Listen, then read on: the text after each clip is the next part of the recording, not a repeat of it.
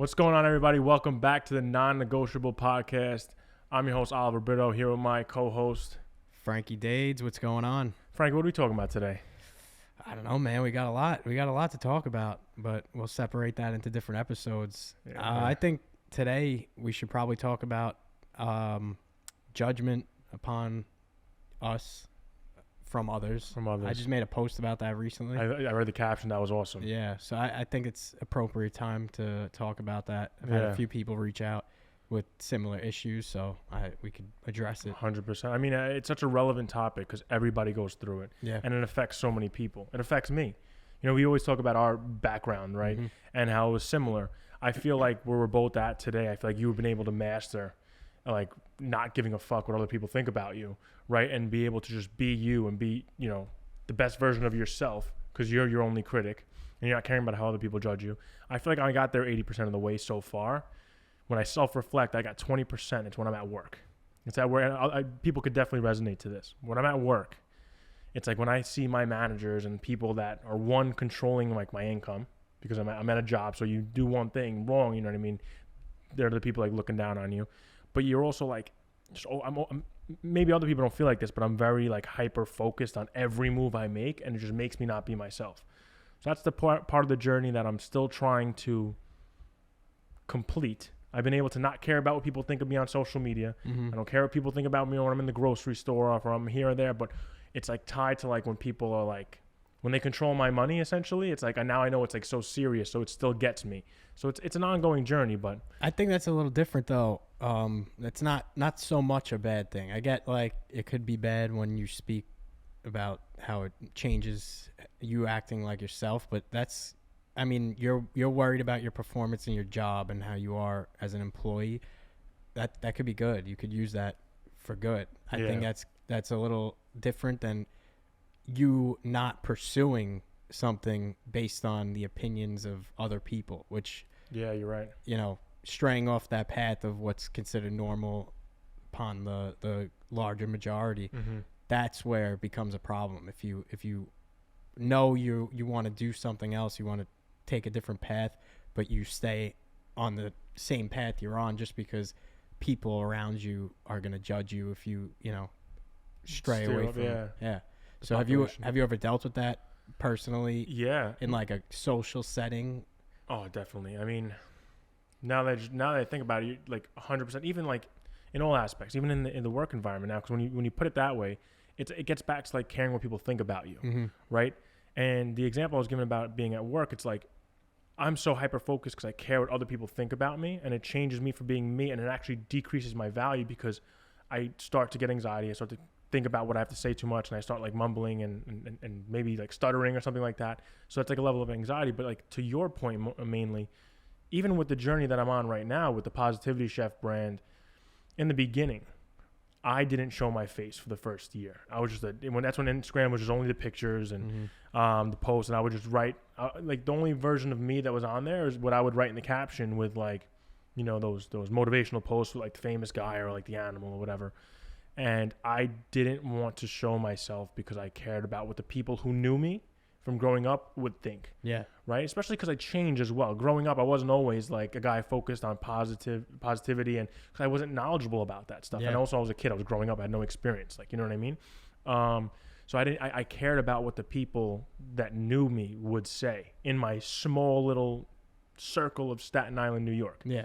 Meanwhile, I had impact on people in the UK and the people in California, everywhere. I had people messaging me, and they were like, they wanted to know who I was. They wanted to connect, and I was so scared to show face because a small 13-mile Long Island. Yeah. You know, people on there, crazy. Yeah. And I was actually, I've read this or I listened to this somewhere, and this could help with the work environment. This could help with anything, social media. People who get nervous and worry about what others are thinking of them, like if you're doing a presentation at work or something, if you're worried about it, they were saying that 90% of the time it's because you're worried about you and how you look and how you sound, and you want to make sure you look perfect, which that's not the purpose of what you're doing. your purpose, if you don't care about any of it, you don't care how you look, how you sound, if you mess up a little bit, that's fine. If you focus on what the purpose of it is, which is to serve or do whatever it is that you're looking to do. If you're on social media, if you're focusing on helping other people at work, if you're focusing on whatever the mission is at work, and you don't care about if people are looking at you weird, you're going to succeed in that aspect because you're not worried about the superficial stuff. Yeah, you're focused on the goal. You're not focused on, what other people think and nonsense. You're focused on what you think. Exactly. You know what I mean? Exactly. And I that's something when I heard that or read that, whatever it was recently, it was like, oh wow, I like subconsciously figured that out on my own, because for a while it was like I worried about what people would think of me and say about me, and if they'd make fun of me and how I looked and this. And then when I started realizing that I was making an impact on other people's lives and they were letting me know and saying these things that I never would have expected anybody to say to me, like that I've helped them in some way, shape, or form, I was like, oh wow, that's what I want to do. And that surpasses any physical like trait that anybody can make fun of me about or criticize me about. I don't care. I personally don't care what you think about me, what you have to say. I'm doing what I set out to do, which is to serve and help people and be there and just show people that whatever you want to do is possible with the right mindset. So when you know that your purpose, what your purpose is, if you focus on that as opposed to focusing on how you look and how you sound and messing up and whatever it may be, you will succeed in that aspect. Exactly. It's like it's putting the focus where it needs to be. Putting the focus on serving rather than putting the focus on performance. Yeah. Because when you're just first starting off in anything, whether it's a new role at work, which I'm in one, or it's, a new journey that you're setting off, like when you were first starting, for example, the brand that you're building now or the person you are today, right? From doing the transition from the kid that you were growing up to the man you are today. In the beginning, you're not going to be a perfect version of yourself. You're not going to be, honestly, you're always, when you start off anything, you're going to be pretty bad. Yeah. Right? You're not going to be good, at least, to put it in a positive way. And it's because you don't have experience. You're just doing it for the first time. And nobody's good at something when they do it for the first time. So instead of starting off and paying attention to all your flaws, maybe subconsciously review your work or look at your stuff and see ways that you can improve. So like over time, you can get to that great version of yourself. But in the beginning, just know you have to respect the bottom. Yes. Right. And you have to understand you're at the bottom. You have to respect the bottom. And you have to know that if there's any critic out there that's going to give you hate, just know it's because they won't do it themselves. And they don't really understand the process. They're never going to really amount to anything. Yeah. You got to look through it through that lens. And I think what you said was key. Like subconsciously you came to that realization. Now, when you're thinking about how the subconscious mind works, you probably were going through it every single day, and then you probably saw little things that bothered you, and you told yourself, no, I'm not going to pay attention to that. I'm not going to pay attention to that. Or someone DM'd you. I remember you told me one time that someone DM'd like, yo, why are you always posting that fitness stuff? And you're like, yo, listen, so don't follow me. So things were getting thrown at you. Yeah. Life was throwing these things at you to like give you curveballs or get you off your track. As time went on, you were deflecting until you were able to influence your subconscious mind through that, like that auto suggestion, that when that stuff comes in, like you don't have to put any of your conscious effort in blocking it out. You've trained yourself. But that comes from respecting the bottom, starting, staying focused. And then when those things come in and you have an internal battle, just know which side to listen to. Yeah. You learn along the way. It's all about learning. So like I didn't have to read something and listen to it to understand what my purpose was. I learned it along the way that I am set out to do what I want to do, and all that other stuff is irrelevant. And I've come to the conclusion that people hate for 3 reasons: envy, insecurity, and jealousy. Yeah. So envy, they envy that you elevated from wherever they were, and they don't want to do that themselves. They see you going away, and they're like, I can't do that, so I'm going to bring that person down with me. Jealousy, same thing. They're jealous of where you're moving in life and see that they are stuck on this path and too scared to leave it because everybody's doing the same thing. And insecurity, they're insecure of what people are going to say if they were to pursue what they want to do. So they never wind up pursuing it because they're too worried about the outside voices. And Exactly. so that's when people judge you, it's more of a portrayal of how they feel about themselves, not about you. So when you can understand that, you could take a step back and look at what they're really saying. It's really how they feel about where they are in life. It has nothing to do with what you're doing. It's a reflection of how they feel about themselves. Yeah. Because they see you on your journey, right? You're succeeding. In the beginning, they were like, oh, look, he's starting off new. Don't hate that. It'll never work. It'll never happen. And then it's working. You're growing your followers, or you're making a little bit more money. Your business is gaining some traction, whatever. Or you're getting into shape, whatever it is, right? And then they're looking at you like, it won't last. You know, I know how this works. You know, he's going to quit. I know how hard it is to be consistent because they're not consistent. Yes. Right? So he's gonna fall apart. And then they see you hit a place where you're at, 300,000+ followers, or, you know, your business has X amount of clients, and you're driving a nicer car, and you're slowly elevating. And they're looking at you now like, now they just have nothing nice to say about you. They're going to try to attack your character because they're jealous, and like you said, they envy where you are. And the whole time they were talking shit and watching you, they could have been taking action and doing the same thing, going through that same journey, but they don't think they're good enough. Like you said, they're insecure. They don't think they're capable. Yeah. Right. Which is false. Everybody's capable of achieving it, but they have a negative mindset. So when it comes down to, you know, actually taking other people's opinions into account, especially the negative opinions, know who it's coming from. It's never going to come from somebody that's been down that road. It's never going to come from somebody that's successful. Never going to come from somebody that actually accomplished something in life. Because in order to accomplish something in life, you have to respect the bottom. You have to understand what it takes to get there.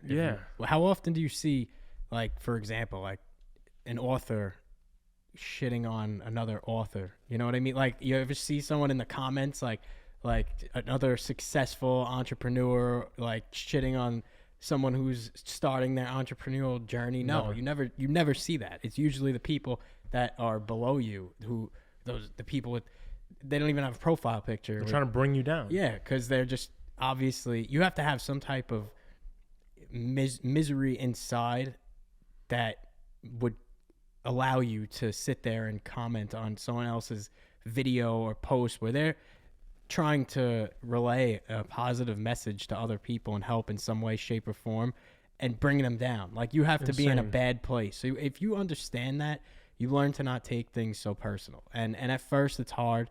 It definitely will hurt your ego a little bit. 100%. But you over time, you just understand that. You're like, oh, all right, it's not me. I'm not doing anything wrong. Like, how it's obviously they feel some type of way in their own life. They're having their own problems, and you come to that realization that has nothing to do with you. Exactly. You can't look within from someone else's problem, you know? And I can speak firsthand to that, because like when I'm on the Positivity Chef, and all I try to do is relay positive messages, just like you. Yeah. Right? And I'm sitting here, we're recording an episode, we're doing what we love, we're spreading, you know, knowledge and wisdom. Then we go back, we cut it up, we spend a lot of time, and next thing you know, we put a reel out, and we have a long caption, and we're really trying to relay a positive message to help people. And then you just have that guy or that girl just come into your comments and just say something so stupid. Like you were saying before we had the episode, before we kicked it off, you were like, they would just point out the dumbest thing, and just throw negativity at that. And you're like, are you serious? In the beginning, and even till this day, I still think about that. I'm like sometimes it'll affect me, and I'm still working on like just completely ignoring it. I got to the point where now I kind of joke back with them because it helps my engagement. So I'll just keep triggering them. I'm like, oh, that's how you feel. Like, cause that's where I'm at. But it's like you just can't pay them any mind. But it's hard. I'm not gonna sit here and say it's easy. I mean, you're not really built to be exposed to like negativity like that in like droves. Like it sometimes you got a viral video on social media, it starts reaching people that really aren't within your niche, and they tear you down, and like it's not. So that's why you really can't sit there and read through things and like take it to heart. Like, you just gotta kind of disconnect, understand that you're reaching and doing what you're supposed to be doing.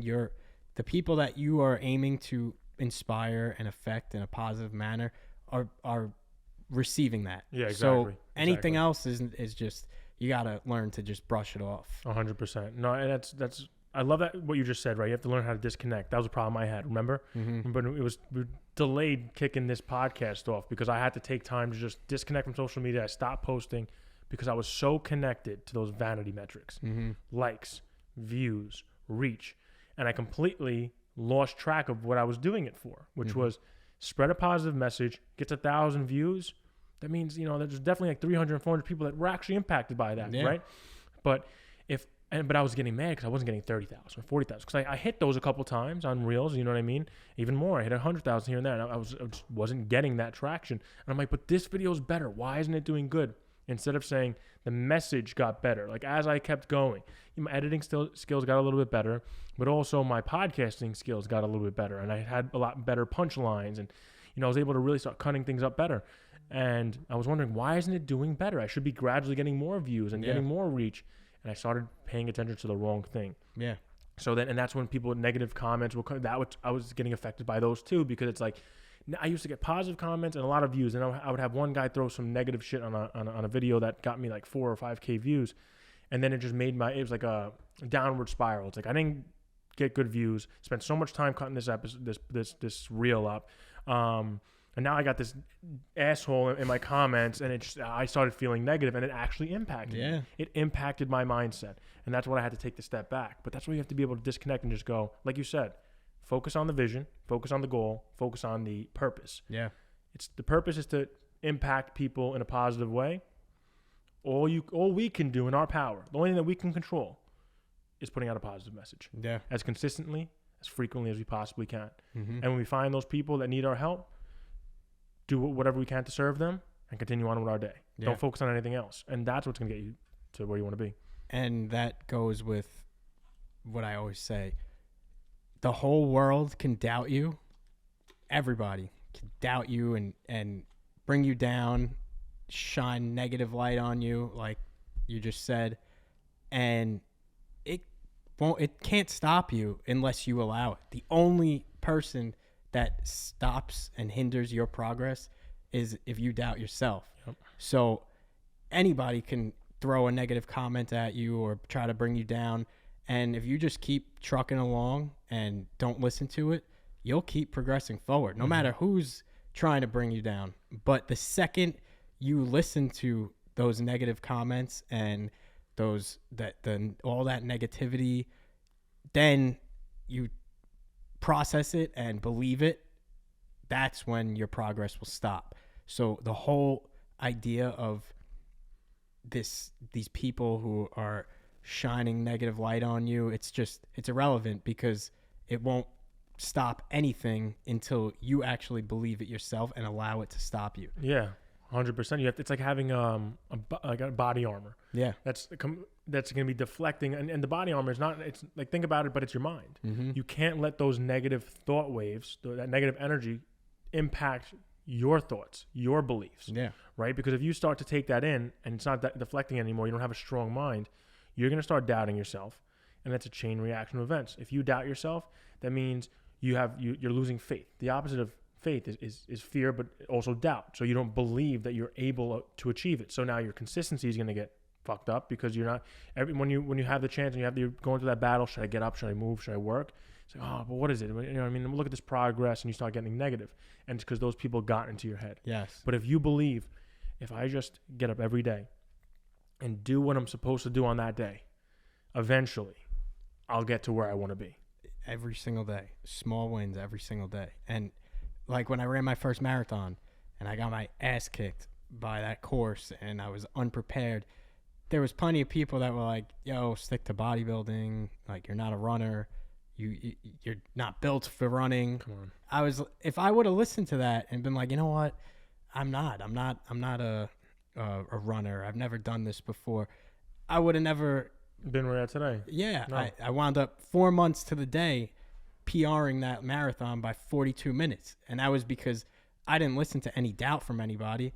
I set my goal and I stuck with the path. And that's the most important thing. Had I doubted, had I listened to all that, I would have just quit right there and just stuck to what I knew. Yeah, exactly. What nobody realizes is that in every small failure, or in every small defeat, rather, not even failure, like a small defeat, there's a seed, right, of an equivalent success. Mm-hmm. And what does that mean? So you have to look into each of those failures. So use your marathon as an example. Call that a failure. Call that a defeat. But what did you do? You found out why you weren't prepared. You just said, I wasn't prepared, that the course, got me. And then you realize, okay, why wasn't I prepared? Okay, let me work on this, this, and this. So you focus on those areas for the next 4 months, then you killed it. Yeah. But what everybody else, most other people, I would say, are viewing is like, they're going to look at, okay, I can't do this. Look what I did. I just failed. I can't do this. I'm not built for this. It's not for me. Mm-hmm. And they're going to look at all the negatives around it, instead of saying, okay, why did I fail? Like, and now from my perspective, like, like, this is switching gears a little bit, but still very relevant. I'm an introvert normally, right? Naturally, by nature, I'm introverted. If I go into a big group of people, I'm not going to be the one going and saying hi to everybody and talking to everybody. It's just not how I'm built, right? But I'm in sales right now. And the first 3 years of my career, I was in support. I was, doing analytics, very analytical, like, more on the back end side, like not really front facing clients and speaking and stuff like that. But I knew I was an introvert, and I knew I had the opportunity to go into sales. I knew that that's going to get me further in my career. I knew I needed that experience, and it scared the shit out of me, because I knew, I'm like, that's not me. I'm not a sales guy. You know, when you think of like the sales guy, like, I didn't see myself as being the sales guy. Yeah. I'm introverted. I like to be quiet. I think more. I'm, you know what I mean? I'm always been behind. Yeah. I'm not the guy that's going to go out there and be loud. But I didn't let that limited belief of myself stop me from going into sales. So I went into sales October of 21. I had my first full year. The first full year was 2022, because the beginning of October I was just training. I was one of the top performers.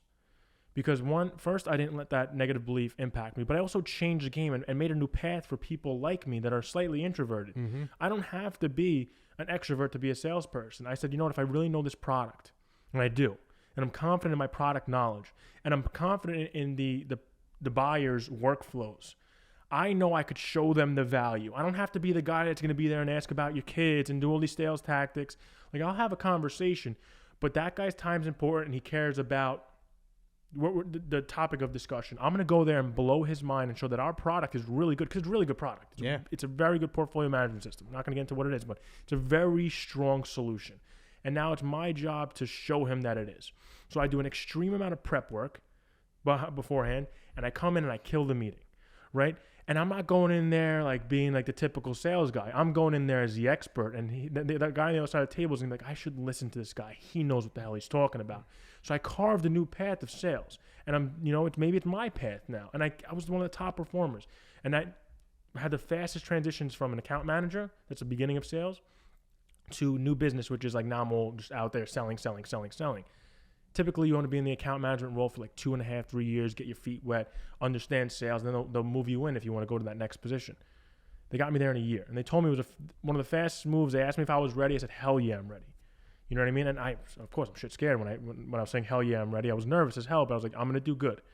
And right now, I'm 1 month into the year. I just got the promotion as of the 1st of January, and I'm feeling comfortable. I'm doing pretty good, and I'm getting better, but it's like, I didn't let that negative view of myself saying, oh, naturally I'm not an extrovert, or naturally I'm not a runner. I didn't let that fucking impact my decision. I said, I'm gonna pave the way. I'll figure it out. Dude, you know how many people probably don't pursue a certain path because they're an introvert as well? And you know what I call that? I call that thriving in chaos. You're embracing that discomfort. And growing up, I avoided discomfort and challenges. I can't even explain it. I wanted no part of it. If it was challenging, and if I saw it was a little hard, I backed off. And now I've come to a point in my life where I want it to be hard. I want it to be challenging. I want it to be tough, grueling. I don't enjoy it. Like, it's not something I'm like, oh yeah, like I could take I don't think it's easy. It's not easy, but I love it because I know I'm coming out a better person on the other side, stronger. Exactly. And by nature, I'm weak-minded. I quit. Growing up, I quit everything. But I'm battling that former version of myself every single day. by embracing chaos and embracing discomfort. And now if it's uncomfortable, if it's challenging, if it's grueling, if it's a long process, I want it. I want to be a part of it, and I love it. I hate it, but I love it because I know each time I get through it, it makes me a better person, and it prepares me for whatever life is going to throw my way. Yeah, 100%. I love that. I love how you just said that because, like, now when I think about myself, because you just started to make me think, or now I got new thoughts coming into my head based on, like, your description, and I realize if it's not hard or challenging, I don't want to do it because I'm bored. Yeah. I don't want to do it. So that's why, like, I've been changing roles at work every, like, year, and they want you to stay in the role for 18 months. That's like a thing, but I've been beating that benchmark and showing them that they should move me to a new role before that time frame. So I kind of been defying, like, the system there. But it's because I get good at something. I'm uncomfortable in the beginning, then I get good at it because I keep working on it. I don't like being not good at something. And now when it's no longer hard, no longer a challenge, I'm coasting, I'm bored, and I really start to not like it. And I'm like, you either have to give me a new role, like I got to get somewhere else, or I'm going to go find something to do because this is boring now. Yeah. But like you said, it's chasing growth. Yes. That's what it is. It's chasing growth. You become addicted to it. You become addicted to getting better, and you go from being this person that just settles for whatever and going to this person who's just shooting for the stars. Yeah. And you could use the gym analogy. Like if you go in the gym every single day and you just do 3 sets of 10, what's going to happen? You're not getting better. At best, maybe you'll maintain, maybe. But if you're going in and you're shocking your muscles, tearing them down, going almost to failure in your reps, they're growing. They're adapting to a new stimulus. And that's what you need to do in life. You need to adapt to a new stimulus constantly. That's why I'm always looking for another goal. I'm always saying, what's next? What can I do next? Because if I just hang my hat on the last thing that I did, I'm not growing as a person. I'm just looking behind me. I do something, I achieve it. That's it. Keep moving forward. I'm not going to be the guy that's like, oh yeah, I did this in the past. I'm always looking at what am I doing right now and where is that taking me in the future? And that's how you grow as a person. Yeah, there's no such thing as a peak. No. I'm always climbing until the day I die. Yeah, you set the peak. You want that to be your peak, that's where you're staying. And there's no such thing as in my opinion staying the same. It's either you're getting better or you're getting worse. That's literally the truth. Because if you are staying the same, you are getting worse because all your potential is just getting farther and farther away from you. Exactly, 100%. And also, like, there's no, like, if you're someone that's climbing in their career, and then you, like, plateau, you're no longer that ambitious individual. You just stopped. Oh, I peaked, or you're gonna start focusing on the negative stuff. You weren't focused on the negative stuff when you were, thriving and succeeding. So right off the bat, your mindset got worse. Mm-hmm. Right off the bat. So you're either getting better or you're getting worse. I love that. And yeah, what's the concept of a peak? Like, yeah, you're doing the ups and downs in life, but I'm never gonna have, like, that mountaintop that's like, okay, now it's starting to get worse. I don't care how old I am. Yeah. The older I get, maybe my body will not be as strong as it was when I'm in my 20s, and I'm gonna do everything I can in my life to make sure my body is strong by going to the gym, by running, by doing that, by maintaining this machine. But as that starts to go down with age, the mind starts to go up. Exactly. If you've been enriching it your whole life, wisdom comes into play. The knowledge turns into wisdom because you're combining knowledge with experience. You're becoming wise. Now you could teach more. Yeah. So maybe you can't run 40 miles, you know what I mean, when you're 60, or maybe you still can. Some people still doing it. Some people do. You know what I mean? But you know what I mean? So anything's possible, but you know what I mean? You have to focus on the benefits with old age. I don't want to get old, my body, this, that. Okay, first of all, maintain your body. That won't happen. But you have so much experience. You've seen so much. Yeah. If you've been doing what you got to been doing, you've been doing what you need to have been doing, you're enriching your mind with valuable knowledge. Combine that with that experience, you're a valuable individual. Yeah. You're able to make a lot of money, do a lot, or educate a lot, or inspire a lot, or just, you're just valuable if you actually took your early years seriously, which me and you are doing. So it's so critically important. When you're young, focus on you, focus on doing what you love. Focus on doing what you have to do because you're not going to love everything that you have to do. No. Right? That's most things you have to do, you aren't going to want to do it. No. But by doing it is how you continue to move forward. Exactly. It's where you get to where you love. Yeah. You know what I mean? Because if you love something, you want to get there, like, it's going to be a battle to get there. You have to earn that. Yeah. You have to earn that. You don't just get it. And let me ask you something. When you get a promotion, like when someone gets a job promotion, a lot of times, and this is a common problem, you get the promotion, whatever it is, you get to where you always dreamed of being, that destination. Do you sit back and relax now? Or now are you like, all right, I got here. How can I continue to climb this ladder? You can never just, it's no time to just sit back and relax and, all right, I'm here now. You should always be striving for more in whatever it is that you're doing. That's the difference between people who truly enjoy the journey over people who just look forward to the destination. Because when you get to that destination, when you know that rush is past and it's like, all right, now what? Then you're empty. Yeah. But when you truly take what you need to get from that entire journey and you take those lessons and those failures and you use it to grow as a person, that's when you're going to constantly be looking for new journeys to take. Yep. Because you realize that the power and the growth comes from your journey, not just getting to the destination. That's just a byproduct of the growth. Yeah. It's an accolade. You can only accomplish that achievement if you grinded so hard and now you're strengthened, you're strong enough or you're experienced enough to accomplish that or get that position. Okay, now what's next? Yeah. Right. But what got you to that place? The grind. Yes. The effort, the everything hustle. you learned along the way. You I'm sure when you said hell yeah to this new promotion, you said I'm nervous, but like you're ready to take that on. Yeah. And now you're ready to crush that. And when you crush that, what's next? Exactly. What's next? It's always what's next. Yeah. It's like, okay, what's next? I'm here. What's next? Okay, I want to get here. Okay, I work to get to that point. Now, when you first get there, it's not what's next immediately. It's okay, now how do I grind here and become successful? So you have to also be patient, aggressively patient. Like, I'm going to try to get as good as I can, as fast as I can. Mm-hmm. So I surpass all my peers. And then when I know that I'm at that point that I'm top of the peer group, okay, I'm on the top of this peer group. I want to get to that peer group. Yeah. You know, so now it's like, okay, I was here. Now I'm here. Now I'm top performer here. So I want to get into this group. It's like another class system every time you climb. Yeah. And every time you get into that next class, you're the worst performer. Exactly. Right? So that also gives me motivation too, because I go out and if it's hard or raw, I try to learn from different people, build my own style, and then I'm better than them. Yeah. And it happens every time. And this is not cockiness. This is not me being, conceited. This is literally what has happened. I'm just speaking about myself and my past. Like every time I tried to do something, whatever role it is at work or outside of work or anywhere, it's like I would be terrible in the beginning. Right, not terrible. I would be bad in the beginning, right? Or not good. And then I would hate that feeling of not being good at something. I hate that feeling. It's just like, I need to be good. It's going to bother the hell out of me. So I work so hard and I'm patient myself to the point that I'm not going to quit because I'm like, oh, look, I'm never going to get good.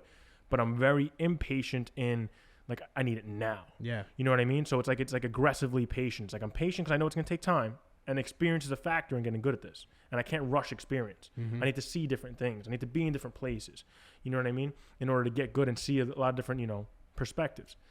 But I'm not going to wait on getting those experiences. I'm going to go and chase them. Yeah. Like I've never chased something before. So now I'm getting really good, really experienced, really quickly, top of my peer group. What's next? What's next? What's next? There's never going to be,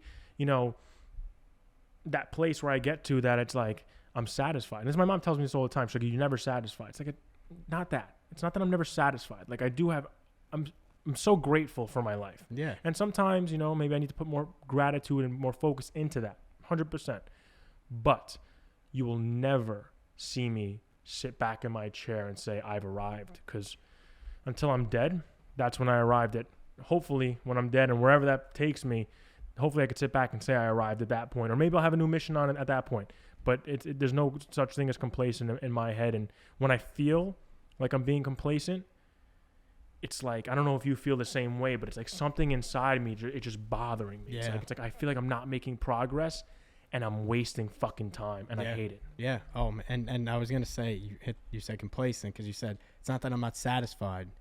You could be satisfied with your life and the accomplishments you've had, but are you complacent with it? Are you okay with just that and just living on that and always not looking for what's next? And the biggest thing with people, why they stay complacent, is because they look, and why do they quit? Because they look so far ahead, mm-hmm.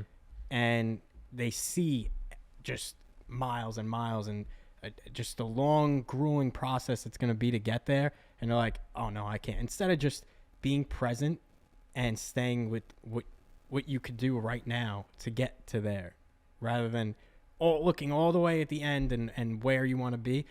Each day, just give it, Give it your all. 1% each day. Just that's it. Not give 1%, but, just small steps every single day. 1% improvement. So before we wrap up, I think it would be really helpful if we just go into some of the tips and tricks and some of those tactics that we've been using that allows us to be able to be comfortable in those uncomfortable environments and being able to be consistent and, deflect all the judgment, deflect all the hate. So I've been watching you, on social media. So I know right off the bat some things that you do to master that. So I'm going to kick it over to you first. What's your main tactic that allows you to be able to be comfortable being uncomfortable?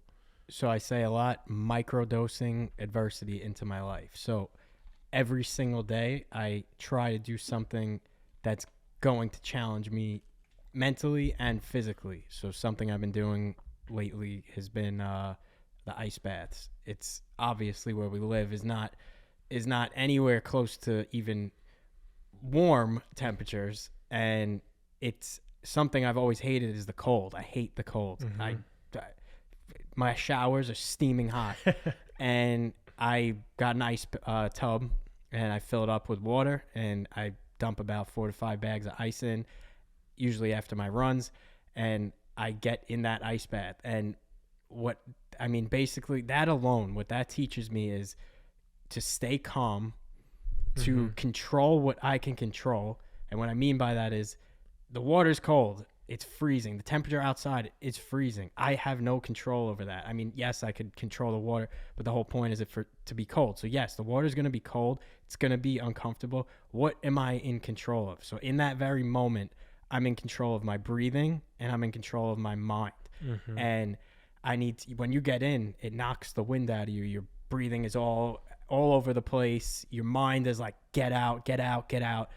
And if you just take a step back, breathe, start deep breaths, start breathing nice and slow, and just close your eyes and just be present in the moment, you learn that if you just stay calm in chaotic and tough situations, you could control the outcome. Because if you just overcome those initial feelings of fight or flight and run away, you will get through it. And that's really been teaching me to stay calm and stay present and really be in tone with my mind, because I'm consciously teaching myself to overcome that voice that's telling me to leave. Like that, you could do it in working out and running, but like you could cut corners a little bit if you really wanted to. And you could slow down a little bit. You could take a longer rest in between sets in the gym, whatever. But this, you're in it. And the only way to stop that complete feeling of uncomfort is to get out. But you could stay in and learn to embrace the uncomfort of being in that freezing water. So that's something that I've added into my daily habits. Not daily, I don't do it every day. I do it a couple times a week, but I've added it into my routines to better equip my mind to deal with situations in real life where I may not have control, and it may be chaotic and uncomfortable, and I may not want to do it, but all I can control is my mind, and I could just stay present and deal with what I can control. I love that. And you got to see, like, people just think you jump in an ice bath. Oh yeah, it may be good for his muscles, so he's doing that. I would never do it. No, you're literally challenging. You're controlling your thoughts, because you have the thought that's like, okay, I'm doing this for a reason, for everything you just described. Then you got the other side of the equation, right? The devil on your shoulder that's saying, this is freezing. Get out. What are you doing? Get the fuck out. Okay, you've been here for 30 seconds, but your goal was 3 minutes. Yeah. Get out. It's like, no, I'm going to take a deep breath. And anybody that's ever been near cold water, jumping in cold water, like what I do, like I do that at much lesser extent, but every shower I take is like kind of cold, and then I do a full blast cold now at the end, not because I like it, it's because I'm training myself to do something I don't want to do. So every time before I get in that shower, I'm getting ready to jump in, I'm like, I don't want to fucking do this. Like, it's that warm shower feels much better. but it's a lot more uncomfortable to be in that cold environment. You can even ask my wife. I'm sitting there huffing and puffing because like that's literally what happens. Yeah. It takes all the wind out of you. I can imagine. I've never been in an ice bath. Can't wait to try it. I'm definitely going to take you up on that offer. And I was also watching Limitless on Disney Plus with the guy Chad Hemsworth. I've heard about it. Everyone tells me to watch it. He's sick. He was swimming in the Arctic water up in like it's insane. I don't even know where, and he was swam like 250 yards. Different story, different level of shit. I don't think I could swim 250 yards myself. More water, but anyway, that like, and that's just you doing something that you don't want to do because you know it's good for you, and you know it's what you have to do. Yeah. It's kind of bridging the want and need there. Like you need to do this to become successful, to master your mind, but you don't want to do it. You know what I mean? Like for me, what I do is because I do that to a limited extent, right? But another tactic I have, and this is to allow me to think quicker on my feet, because it's me going back into my, business environment. Like I have to be on my toes. I could be in a meeting with a CIO and he's asking about our product and a solution, and I've been in so many circumstances where, and this could apply to everything in life, where I may have given him an answer 20 minutes after the meeting. I'm like, why the hell didn't I say this? How many times? Maybe you could have been in an argument with somebody like, oh, I wish I said this. Or you're in a meeting, oh, why don't I just put it every time? And it's because your mind, you need more time to process on that topic to get the best answer. But you want to shorten that so you can be sharp and better on your toes. And that's how you're more efficient. That's how you become a beast, especially in my space. But in any space in, the world. What do? I've been playing chess a lot lately. Oh, wow. I've been playing chess a lot lately, and usually I used to be playing out like the 10-minute game, so I have a total of 10 minutes to move. So as soon as I move, it's like when I'm thinking about my move, the clock's ticking. As soon as I move, the clock stops. And then like the other guy goes, when it's my turn, the clock starts ticking. Started at 10-minute games. I moved down to 3-minute games, and now I'm in 1-minute bullets, which is like I have 1 minute total to move. So it's like I have to know everything. And obviously you're making a lot more mistakes, but you have a total of 1 minute. It's like, okay, 59 seconds, and then it's my turn again. I don't have time to think what's the best move and analyze the whole thing. So I'm like analyzing, I'm staying locked in the whole time, moving as fast as I can. And then if I make mistakes in the beginning when I first started decreasing time, I made so many mistakes. But now I'm getting sharper, and I'm seeing these checkmates, I'm setting these people up, I'm putting my piece over here, wanting them to take that piece, like, what is it called? Baiting them. I'm like, here, putting my piece there. Only 1 minute games, baiting that piece, they take it, and I just come and check them and checkmate them. And it's like, the strategy behind chess is ridiculous. I'm not sure if you've played in the past. Yeah, it's the strategy behind it's all a mind game. It's amazing, and it resonates. Thinking man's sport. It's thinking man's sport, and it resonates to life tremendously. So it's very correlated. But now being able to get those best moves in such a short time, and the pressures are up. You know what I mean. You're gonna make a mistake because you have less time to think and evaluate. But it helps me think quicker, think better on my toes, and shorten the process of topic or question to best possible answer. Yeah. Right. It shortens that duration. So it's allows you to control your thoughts more, allows you to think more clearly, allows you to think faster. And when you think faster, more clearly, and you can control your thoughts, you're a powerful individual. Yeah. And to just wrap it all up, what we both were just speaking about, like people will say that, oh, it's just chess, it's just running, it's just this. Everything that comes from all these are just a byproduct of what we're actually doing, which is we're exercising that part of our brain that makes us stronger and will correlate to real life situations and scenarios. Yes, you want to be fit and smart and this and that. That all comes just as a result of doing it. But the real reason for everything is exercising that part of your brain, which is to correlate into real life, and that can help you be successful in whatever world that you're in, because you train yourself daily to do things like that, to think or to be calm in chaotic environment. When you are confronted with the issue in real life, whatever it may be, you're gonna be like, all right, this is familiar, I've been here before. Exactly. I know how to handle this, rather than panic and having that stress shoot up, and exactly. The cortisol don't go through your body. Exactly. It's exactly what that show Limitless talks about. It's like, because in life, you want to prepare yourself for those chaotic, times. They're gonna happen to everybody. You know what I mean? You're gonna have those stressful circumstances, but the way you react and the way you operate in those environments is gonna determine the outcome. Exactly. So if you panic and you start panting and you whatever, you're gonna have a terrible outcome. But if you stay calm quickly are able to evaluate your circumstances and then choose the best move. You know, that's kind of combining both our tactics, the ice bath and chess, right? So being able to, when you're panicking because you're started breathing because you're in a cold, very uncomfortable environment, your body's like, get the fuck out, when you're able to be calm.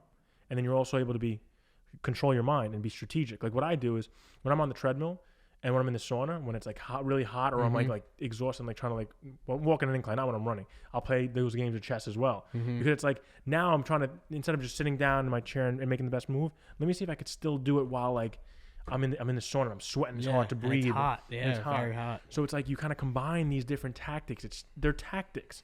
It's not, nobody's saying, oh, what is a cold bath going to do for me? It's going to train your mind. Exactly. Everybody goes to the gym and benches because they want their chest to look big. But what are you doing for your brain? What are you doing for your mind? Exactly. These are two things you should start doing. Anything that you could think of that helps you to be able to train yourself. It's no matter what people say about it, if it helps you to be able to train that muscle in your brain, then do it. So people may look at us like we're crazy. What is a cold bath? Or why are you playing chess? It's just a game. But we have our reasons for it. Exactly. So those are things that could help you. 100%. I would definitely give them a try. People told me, oh, chess doesn't teach you strategy. I'm like, well, your ignorance is showing. All right. Your ignorance is showing. But with that being said, like and comment what you want us to talk about next. Comment what tactics you're using today, and if you're not using any, give ours a try and let us know how they work. We would love to hear some feedback. So stay tuned for next week, and we'll talk soon. We're going to be bringing on some new guests in the near future, so we'll have a lot coming for you guys, so hope you enjoy. As you can tell, we have a lot to talk about, so I'm really excited for the path forward, man. Yeah, for sure. All right, let's do it.